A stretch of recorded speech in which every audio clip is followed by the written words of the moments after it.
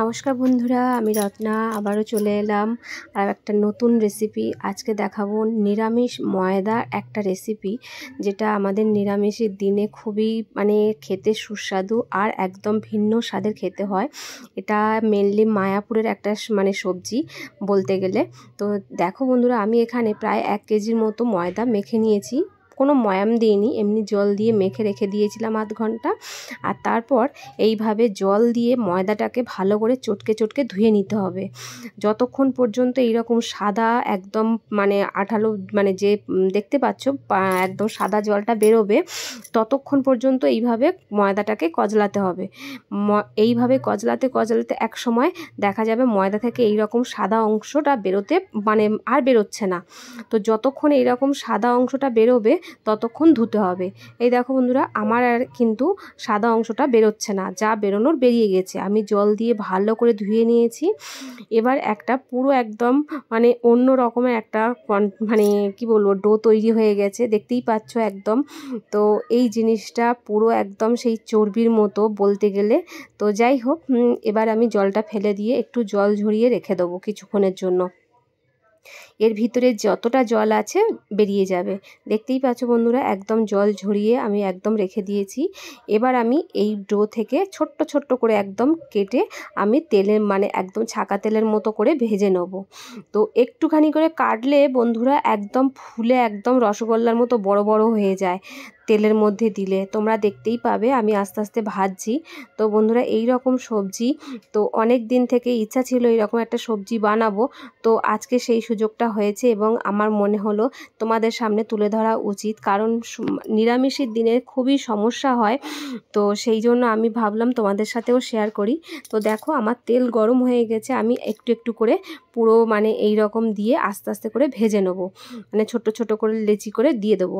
এবার দেখতেই পাচ্ছ তেলের মধ্যে দেওয়ার সাথে সাথেই একদম ফুলে একদম টোপর টোপর হয়ে গেছে।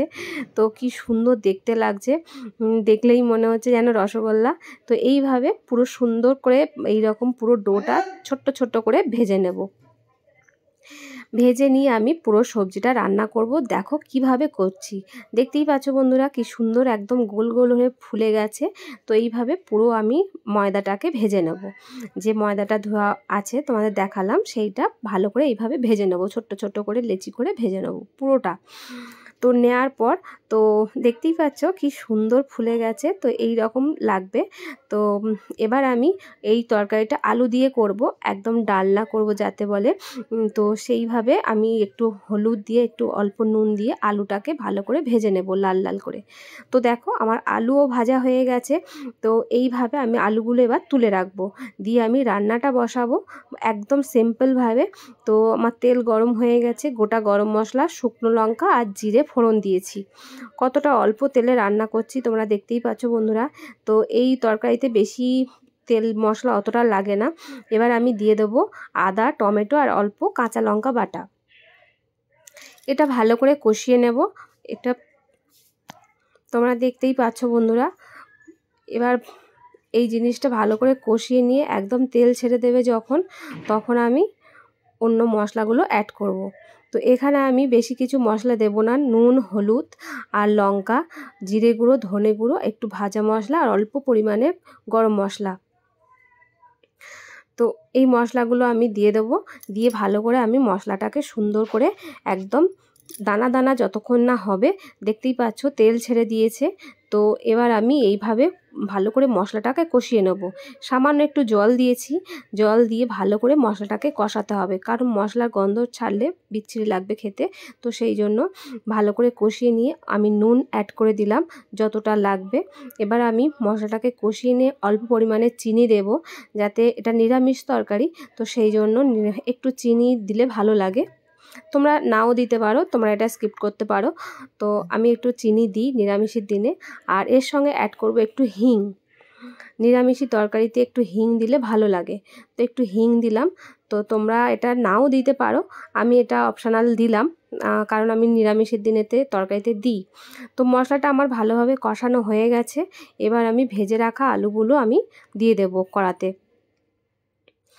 দিয়ে ভালো করে আমি কষিয়ে নেব। আলুগুলো যেহেতু ভাজা আলু, তো মোটামুটি আমার এখানে 50% সিদ্ধ করা হয়ে গেছে।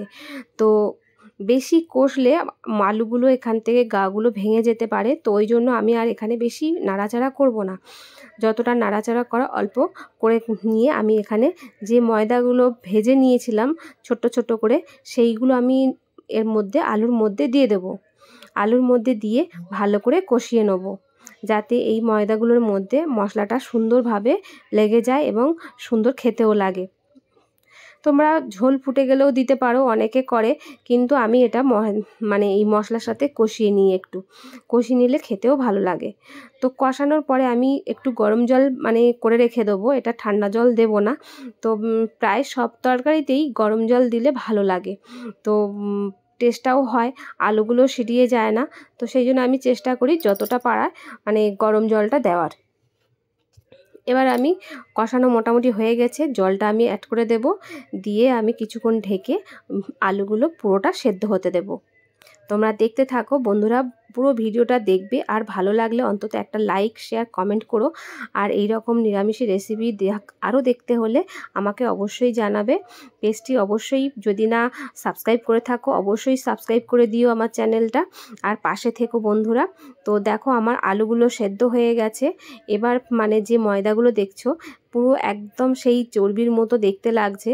তো এটা তোমরা নিরামিষই আমি করেছি, তোমরা যদি চাও এটা কিন্তু আদা রসুন পেঁয়াজ দিয়েও করতে পারো, তখন কিন্তু বন্ধুরা একদম অন্য রকম খেতে লাগবে, আরও সুন্দর লাগবে। তো যাই হোক, আমি এটা নিরামিষের রেসিপিতে করি, তো তোমাদের সঙ্গে সেই জন্য শেয়ার করলাম, এটাও এইভাবে করা যায়। আর আমার তরকারি পুরোপুরি রেডি, গরম মশলা ঘি দিয়ে ব্যাস নামিয়ে নেব। তো পরিবেশনের জন্য একদম রেডি বন্ধুরা, সার্ভ করার জন্য। তোমাদের কার কার ভালো লাগলো অবশ্যই জানিও, আর ভালো লাগলে ভিডিওটা অবশ্যই শেয়ার করে দিও, কমেন্ট করে অবশ্যই জানিও, পাশে থেকো বন্ধুরা। তো কেমন লাগলো আমার এই রেসিপিটা তোমরা অবশ্যই কিন্তু জানিও। দেখতেই পাচ্ছ বন্ধুরা, পুরো ভিডিওটা দেখার জন্য ধন্যবাদ বন্ধুরা, পাশে থেকো এইভাবে। নমস্কার।